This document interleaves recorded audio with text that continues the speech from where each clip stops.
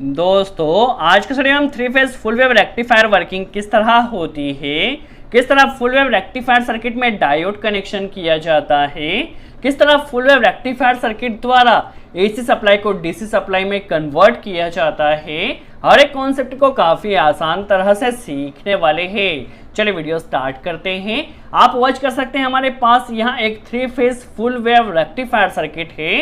इस full wave rectifier circuit में total 6 diode connect किए गए हैं, जिसमें हर एक फेज में 2 डायोड कनेक्ट किए गए हैं। तो किस तरह से इसे कनेक्ट किया गया है, किस तरह डायोड की वर्किंग होगी, हर एक कॉन्सेप्ट को हम समझ लेते हैं। सबसे पहले हम डायोड का फिजिकल स्ट्रक्चर देख लेते हैं। देखिए ये हमारे पास ये जो डायोड होता है, ये डायोड में इसका यह पोर्शन कैथोड पोर्शन या नेगेटिव पोर्शन होता है और यह पोर्शन इसका एनोड पोर्शन या पॉजिटिव पोर्शन होता है। डायोड का फिजिकल स्ट्रक्चर कुछ इस तरह से होता है। देखिए हमने क्या किया, हमारे पास जो 3 phase input power AC supply आई है उसे देखिए जो फर्स्ट फेज है उसे हमने देखिए D1 डायोड के पॉजिटिव सिरे पर कनेक्ट किया है और इसी फेज को D2 डायोड के नेगेटिव सिरे पर यहाँ पर हमने कनेक्ट किया है। उसी तरह से D3 हम डायोड में समझे तो हमने जो सेकंड फेज या Y फेज आता है इसे D3 के पॉजिटिव सिरे पर कनेक्ट किया है और इसे D4 के नेगेटिव सिरे पर कनेक्ट किया है। और यहाँ पे जो हमारे पास B या थर्ड फेज होता है उसे हमने D5 डायोड के पॉजिटिव सिरे से और D6 के नेगेटिव सिरे से सिंपल सा यहाँ पर कनेक्शन किया है। और यहाँ पर देखिए जो तीनों डायोड के यहाँ पर कैथोड पोर्शन होते हैं उन्हें हमने इस तरह से कॉमन कर यहाँ पर हमें देखिए जो डीसी का पॉजिटिव वोल्टेज मिलता है वो यहाँ पर मिलेगा और यहाँ पर देखिए तीनों डायोड के जो एनोड होता है या पॉजिटिव सिरा होता है यहाँ पर तीनों को हमने कॉमन कर दिया है और यहाँ से हमें डीसी का नेगेटिव वोल्टेज मिलने वाला है। तो ये सिंपल सा इसका कनेक्शन होता है। देखिए हमारे पास ये जो 6 डायोड दिए गए हैं इसमें D1, D3 एंड D5 ये जो 3 डायोड होते हैं ये पॉजिटिव ग्रुप ऑफ डायोड होते हैं जो कि पॉजिटिव वोल्टेज पर वर्क करते हैं। इसी तरह D2, D4 एंड D6 ये नेगेटिव ग्रुप ऑफ डायोड होते हैं जो कि नेगेटिव वोल्टेज पर वर्क करते हैं। तो किस तरह से इसकी वर्किंग होगी हम समझ लेते हैं।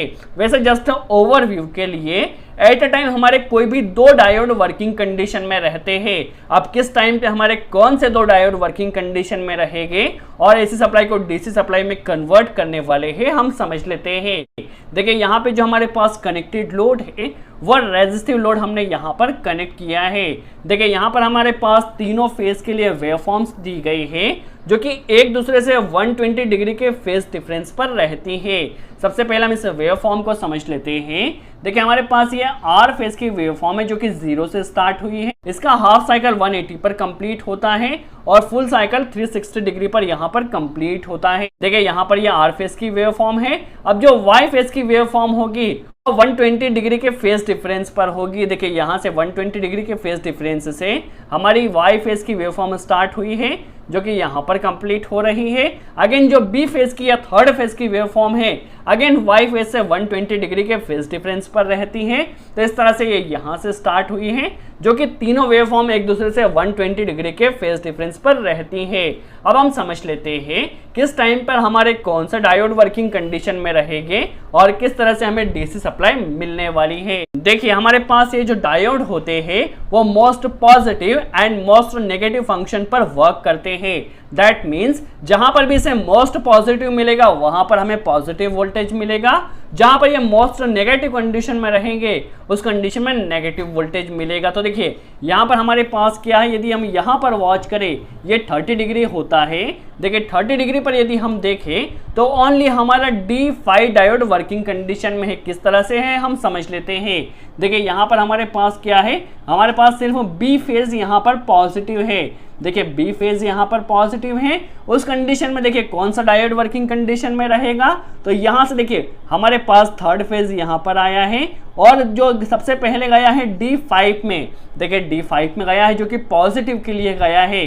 अब यहाँ से देखिए हमारा सर्किट स्टार्ट होगा, D5 से होता हुआ लोड में जाएगा। देखिए लोड में आ चुका है। अब नेगेटिव टाइम पर कौन सा डायोड वर्किंग कंडीशन में रहेगा, तो यहाँ पर देखिए मोस्ट नेगेटिव कौन सा वोल्टेज है, तो यहाँ पर देखिए मोस्ट नेगेटिव हमें यहाँ पर जो वाई फेज है वाई फेज मोस्ट नेगेटिव है जो कि यहां तक आ रहा है। तो यहां तक देखिए जो D4 डायोड है, क्योंकि वाई फेज से D4 डायोड कनेक्ट किया गया है, तो देखिए सर्किट किस तरह से कंप्लीट होगा। VC से यहां से स्टार्ट हुआ, D5 में गया, D5 से लोड से होता हुआ D4 से होता हुआ यहां पर हमारा सर्किट कंप्लीट होता है। तो इस कंडीशन में देखिए हमारे पास 30 डिग्री तक देखा जाए तो मोस्ट पॉजिटिव D5 डायोड यहां पर वर्किंग कंडीशन में है और यहां तक D4 डायोड वर्किंग कंडीशन में है। अब यहां पर देखिए 30 डिग्री के बाद हमारा यहां पे जो R फेज है वो मोस्ट पॉजिटिव हो चुका है। देखिए यहां पर 30 डिग्री के बाद तो यहां पर देखिए हमारा जो D5 डायोड है वो यहां से स्टॉप कंडीशन में हो जाएगा। अब जो करंट का फ्लो होगा वो ओनली D1, क्योंकि D1 यहां पे मोस्ट पॉजिटिव हो चुका है, D1 एंड D4 के कारण होगा। देखिए फर्स्ट हमारे पास D5 एंड D4 के कारण हुआ था, यहां पर हमारे पास D5 स्टॉप हो चुका है बट D4 यहां तक आ रहा है। तो सेकंड कंडीशन में देखिए हमारे पास जो करंट का फ्लो होगा वो D1 एंड D4 के कारण यहां तक 90 डिग्री तक जो करंट का फ्लो होगा वो D1 और D4 के कारण होगा। इस कंडीशन में हमें देखिए जो वोल्टेज मिलेगा वो यहाँ पर VAB में मिलेगा। दैट मीन्स यहाँ से देखिए हमारा VA से वोल्टेज यहाँ पर गया है और यहाँ से होता हुआ D4 से होता हुआ VB में आया है। तो यहाँ पर जो हमारा वोल्टेज रहेगा वो VAB के कारण रहेगा। यहाँ पर यदि हम वॉच करें तो यहाँ पर जाके 90 डिग्री पर जो मोस्ट नेगेटिव है वो हमारे पास B फेज हो चुका है। यहाँ पर वॉच कर सकते हैं क्योंकि हमारे ये जो डायोड है most positive and most negative पर वर्क करते हैं।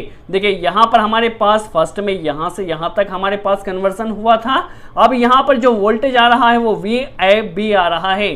क्योंकि हमारे पास फुल वेव रेक्टिफायर सर्किट है इसलिए यहाँ पर जो रेक्टिफिकेशन मिलेगा हमें कुछ इस तरह से मिलने वाला है। चलिए अब हम यहाँ से 90 डिग्री से किस तरह से वर्किंग होगी समझ लेते हैं।